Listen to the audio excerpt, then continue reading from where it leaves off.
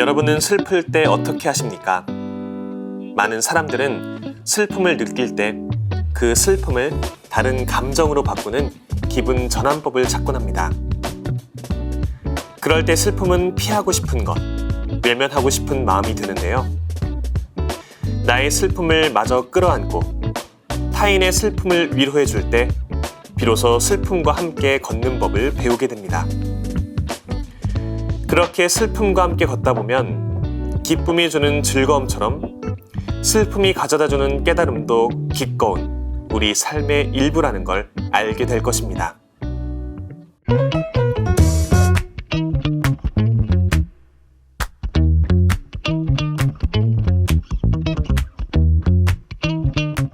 이 시간에 함께 읽을 책은 원래 그런 슬픔은 없다입니다. 이 책을 쓴 허찬욱 도미니코 신부는 대구 대교구의 사제로 독일 프라이부르크 대학에서 종교철학으로 박사 학위를 받은 후 대구 가톨릭대학교에서 학생들을 가르치고 있습니다. 세계의 원리나 존재의 근원과 같은 거시적인 주제를 다루는 철학을 가르치지만 오히려 철학이 들려주지 못하는 작은 이야기를 문학과 음악, 영화에서 읽어내기를 바라는데요. 저자 스스로 읽고, 보고, 들으면서 느꼈던 것들을 22편의 에세이로 풀어냈습니다. 삶의 작은 순간들마저 허투루 흘러보내지 않았던 저자의 글을 읽다 보면 오랫동안 곱씹으며 문장 안에 담긴 마음까지 소화해서 내 것으로 만들고 싶다는 생각이 듭니다. 이 시간 책 속에 담긴 작지만 소중한 이야기들에 푹 머물러 보시길 바랍니다.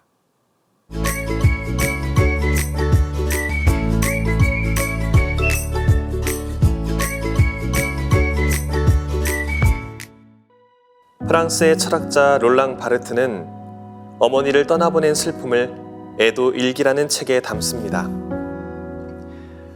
롤랑 바르트는 자신이 겪는 슬픔을 지인에게 털어놓습니다.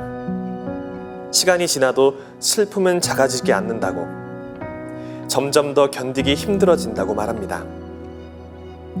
지인은 슬픔은 원래 그런 거라고 대답합니다. 언뜻 듣기에는 공감과 위로의 말처럼 들리는 이 말을 듣고 롤랑 바르트는 오히려 더 슬퍼합니다. 롤랑 바르트는 자신의 슬픔이 일반화된다고 느끼지요. 슬픔은 원래 그런 거라는 말을 듣고 롤랑 바르트는 사람들이 나의 슬픔을 훔쳐가버리는 것 같다고 탄식합니다.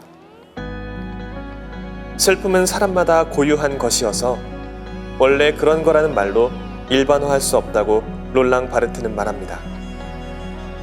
사람에게는 자기만이 알고 있는 아픔의 리듬이 있습니다. 자기만이 알고 있는 아픔의 리듬. 자신만이 아는 고유한 슬픔은 언어로 표현할 수 없지요. 자신의 슬픔을 말로 표현하는 순간 말로 표현된 슬픔은 곧 일반적인 의미로 희석되어 버립니다. 슬픔이라는 말을 이해했다고 슬픔이라는 감정을 이해한 것은 아닙니다. 내가 알고 있는 슬픔과는 다른 그만의 슬픔이 슬픔이라는 단어 뒤에 숨어 있습니다. 타인도 나처럼 아프겠지만 나와 같은 방식으로 아프지는 않을 것입니다.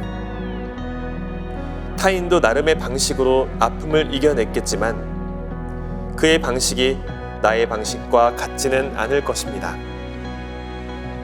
너의 슬픔을 이해한다는 말이 상대방에게는 정작 공감의 말로 들리지 않는 경우가 많습니다.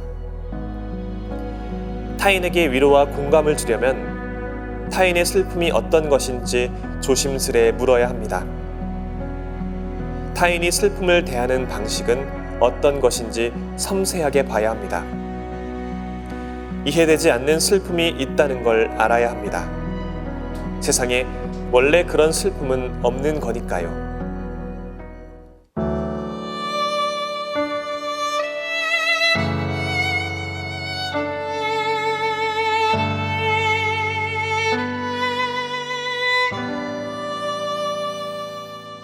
나의 나약함을 주님 앞에 나의 두려움은 주님 앞에 나의 모든 것 주님 앞에 주님 앞에 내려놓습니다. 나의 욕심은 주님 앞에 나의 교만은 주님 앞에 나의 모든 것 주님 앞에 주님 앞에 내려놓습니다.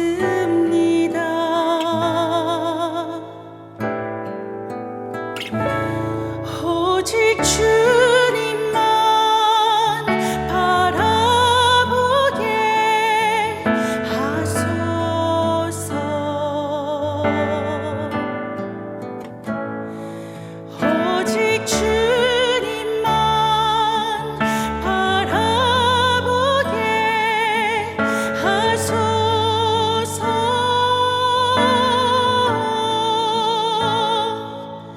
내 영으로 너를 지키리라.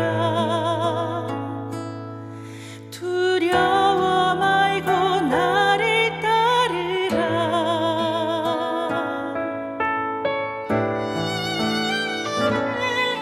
나의 생각을 주님 앞에 나의 전부를 주님 앞에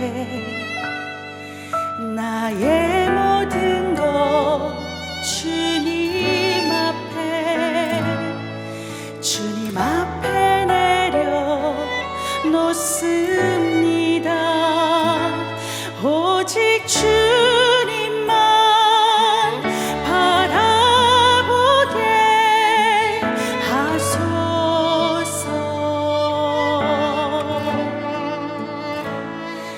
오직 주님만 바라보게 하소서.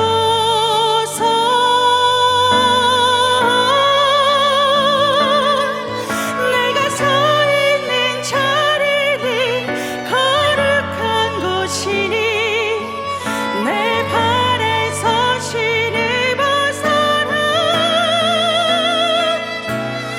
오직 주님만 바라보게 하소서. 오직 주님만 바라보게 하소서.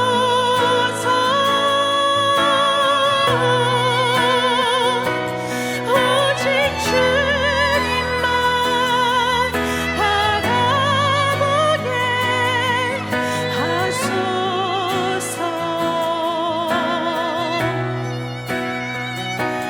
오직 주님만 바라보게 하소서.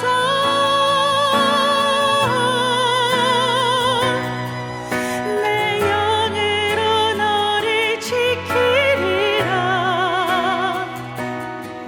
두려워 말고 나를 따르라.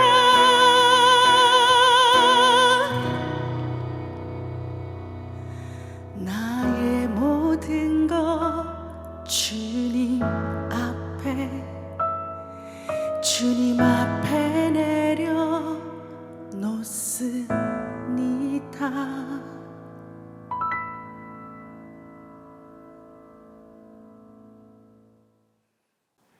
슬픔이란 단어는 하나뿐이지만 그 단어로 표현하는 마음은 여러 가지입니다.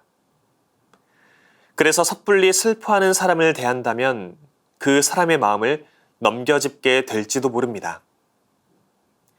아파하는 사람에게 위로를 건네고 싶다면 그 사람의 슬픔을 있는 그대로 보아주고 그 슬픔이 물러갈 때까지 그 사람의 곁을 지켜야겠습니다. 위로는 원래 그런 것이니까요. 하느님이 계십니까? 하느님이 계신다면 어떻게 저에게 이러실 수 있습니까? 사고나 질병으로 갑작스럽게 가족을 잃은 사람들이 흐느끼며 묻습니다. 이 물음에 해줄 대답은 없습니다. 사람들은 이런저런 말을 대답이라고 내놓는데 대부분 쓸모없는 말입니다. 박완서 작가를 기억합니다. 1988년에 남편과 아들을 연달아 잃은 박완서 작가가 상실감에 젖어 써내려간 일기가 있습니다. 1988년 9월 14일의 일기에서 박완서는 신에게 살이마저 느꼈음을 고백합니다. 박완서는 자신이 바닥에 내팽개친 예수상에서 다음과 같은 표정을 읽었다고 합니다. 오냐 실컷 욕하고 원망하고 죽이고 또 죽이려무나. 네가 그럴 수 있으라고 나 여기 있지 않느냐. 이렇게 말하고 있는 예수님의 표정이 생생하게 슬프고 너그러워 보였느라고 박완서는 씁니다. 하느님은 고통의 끝자락에서 부를 수 있는 마지막 이름입니다. 기도가 원망이 되고 원망이 저주가 되고 심지어 살이마저 느껴져 울음이 비명처럼 터져 나오는 순간, 그 순간을 견뎌줄 유일한 존재는 오직 하느님뿐입니다. 이때 하느님을 원망하는 것은 불경한 일이 아닙니다.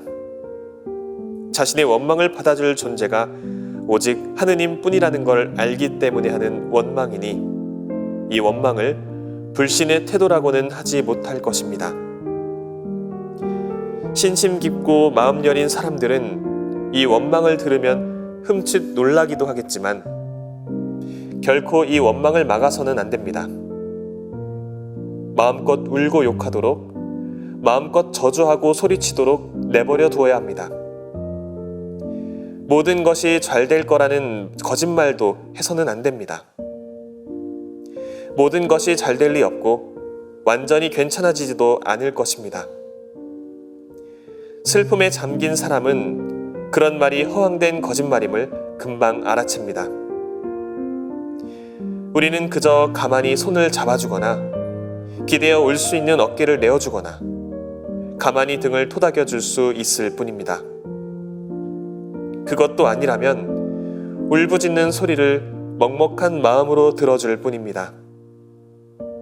이외에 다른 애도의 방법을 저는 알지 못합니다. 그 외의 애도의 순간을 저는 모릅니다. 삶의 자리에서 비극을 마주한 사람이 하느님의 뜻을 따져 묻고 질책 가득한 시선으로 바라보아도 하느님은 모든 원망을 묵묵히 받아내십니다. 하느님은 그런 분이십니다. 책을 읽으면서 애도의 시간을 보내는 사람이 곁에 있다면 그 사람과 나란히 서 있어 주어야겠다고 생각했습니다. 이런 것이 책을 통해 우리가 얻을 수 있는 깨달음인 것 같습니다.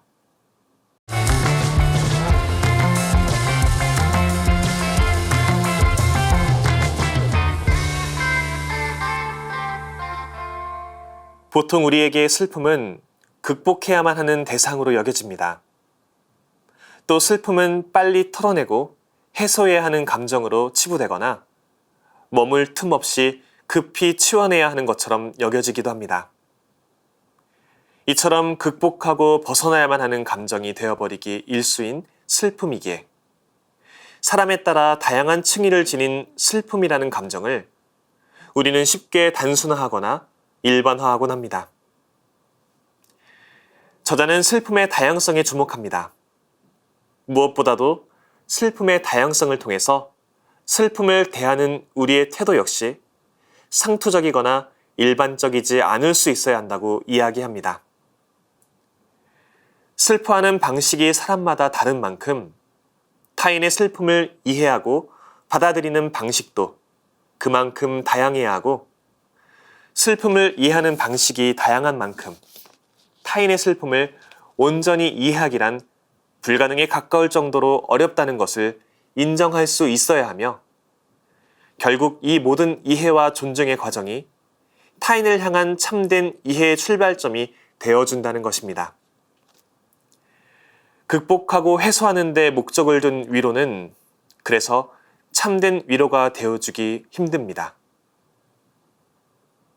이 대목에서 저는 신학생 시절 공부방에서 봉사자 선생님으로 활동하던 때를 떠올려 보았습니다. 북한 산자락에 위치한 공부방은 사교육의 혜택을 받을 수 없는 어린이 청소년들을 대상으로 대학생 봉사자 선생님들이 학년별, 학기별, 요일별, 과목별로 팀을 꾸려 가르치는 시스템으로 운영되었습니다. 한 번은 제가 한 학기 동안 중학교 1학년 친구의 수학 수업을 담당하게 되었습니다. 요일별로 같은 친구의 수학 수업을 저와 함께 담당했던 선생님들은 매번 수업에 관한 내용들을 서로 공유하며 이 친구의 성적 향상을 위해 노력을 기울였습니다. 친구 역시도 선생님들의 노력에 보답을 하듯 최선을 다해 수업에 임하였고 숙제도 성실히 잘 해왔습니다. 그렇게 저희들은 곧 있을 중간고사 성적을 향한 기대감을 품게 되었습니다. 그런데 예상과는 달리 친구의 중간고사 성적이 좋지 않았습니다. 기대가 컸던 만큼 선생님들은 실망감을 감추지 못하였고 친구 역시 실망감을 감추지 못한 선생님들을 마주하며 주눅이 든 모습을 감추지 못하였습니다. 그렇게 침잠된 분위기가 계속되고 회의 시간 때 성적을 왜 올리지 못했는지에 대한 목소리가 나오자 그날 밤에 공부방을 운영하시는 수녀님께서 시 한 편이 담긴 글을 봉사자 선생님들의 커뮤니티에 남겨놓으셨습니다. 먼저 수녀님께서는 김승희 시인의 만파식적 남편에게라는 제목의 시의 일부를 적어 놓으셨습니다. 두 개의 대나무가 묶여 있다. 서로 간의 기댐이 없기에 이음과 이음 사이엔 투명한 빈 자리가 생기지. 그 빈 자리에서만 불멸의 금빛 음악이 태어난다. 그러면서 수녀님께서는 북한산에서 불어오는 거친 바람을 일찍부터 맞고 자란 공부방 친구들을 바라보는 선생님들의 시선에 서로 간의 빈자리를 인정하고 존중하며 이해할 수 있는 마음이 담기길 바라셨습니다. 서로와 서로 사이에 놓인 빈자리를 인정하고 받아들이는 것은 결국 책의 저자가 이야기하듯 서로가 느끼는 슬픔의 깊이와 진폭이 다를 수밖에 없으며 그러기에 슬픔을 이해하는 방식은 매번 새로울 수밖에 없음을 인정하고 받아들이는 태도와 맞닿아 있어 보입니다.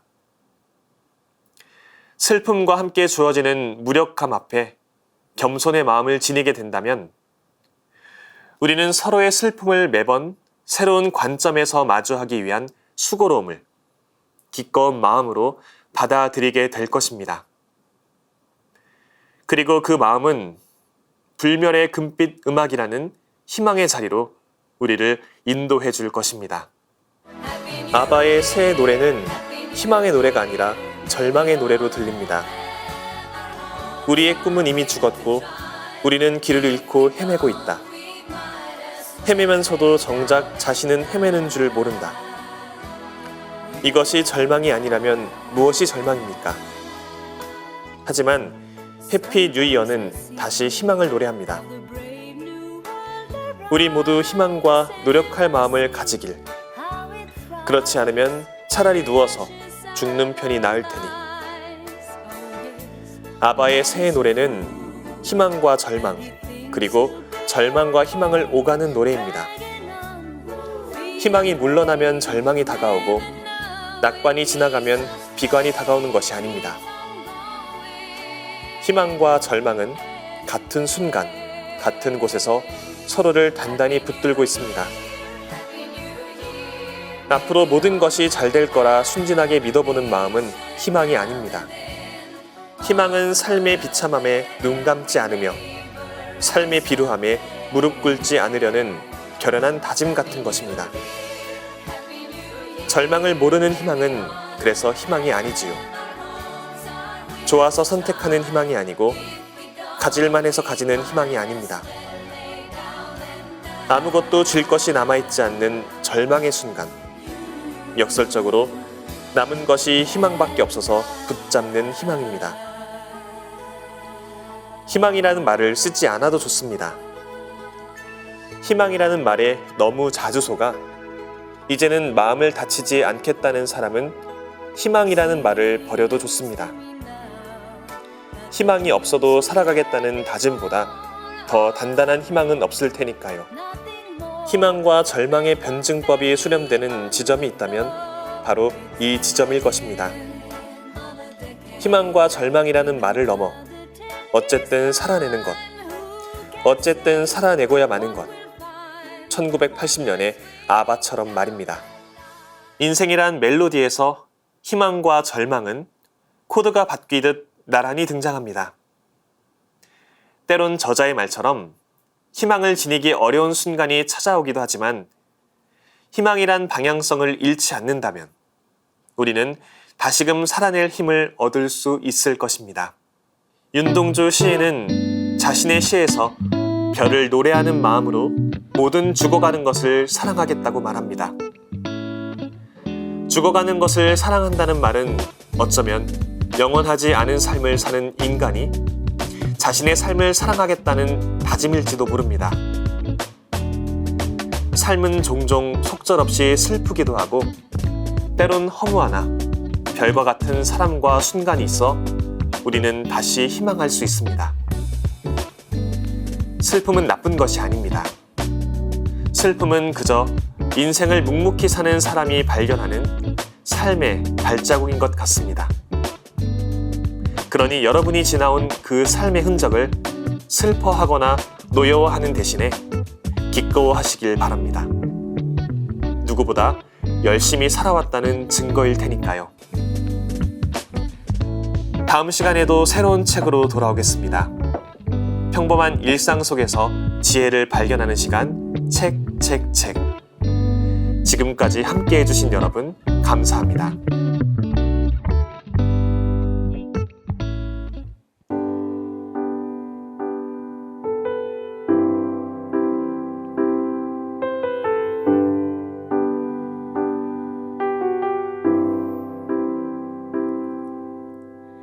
바람이 불다 지나가면 또다시 바람이 불어오네. 왜 나를 흔들고 또 흔드는지 이제 묻지 않으리. 피하지 않으리라. 두 팔 벌려 품으리라. 내 앞에 놓인 십자가 안고 하루하루 길